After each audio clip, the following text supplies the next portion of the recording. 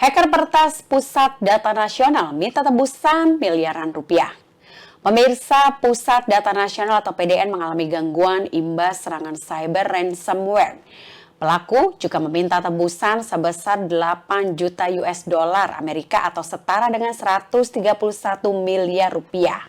Hal tersebut disampaikan oleh Direktur Network dan IT Solution Telkom Group Herlan Wijanarko di kantor Kominfo pada hari Senin 24 Juni 2024. Sementara itu, Dirjen Aptika Kementerian Kominfo Samuel A. Pangerapan mengatakan bahwa ransomware ini merupakan varian baru yang bermutasi.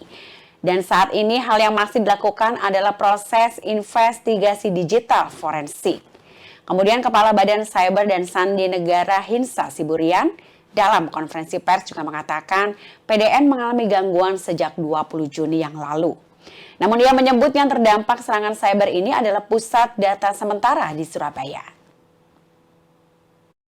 Jadi data-data ini disimpan di pusat data sementara sebagaimana kita ketahui bahwa pembangunan data center nasional, pusat data nasional yang sekarang masih belum selesai. Jadi karena kebutuhan untuk proses bisnis, proses jalannya pemerintahan, maka dibuatlah oleh Kominfo pusat data sementara yang ada di Jakarta maupun yang ada di Surabaya. Yang mengalami insiden ini adalah pusat data sementara yang berada di Surabaya. Pusat data sementara ini adalah serangan siber dalam bentuk ransomware dengan nama Brainkeeper Ransomware. Ransomware ini adalah pengembangan terbaru dari ransomware Lockbit 3.0.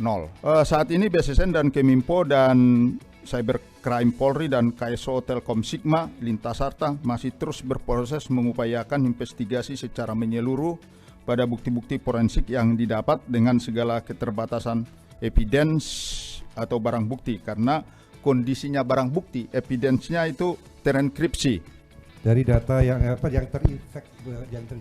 berdampak itu ada 210 instansi yang berdampak dari baik itu pusat maupun daerah.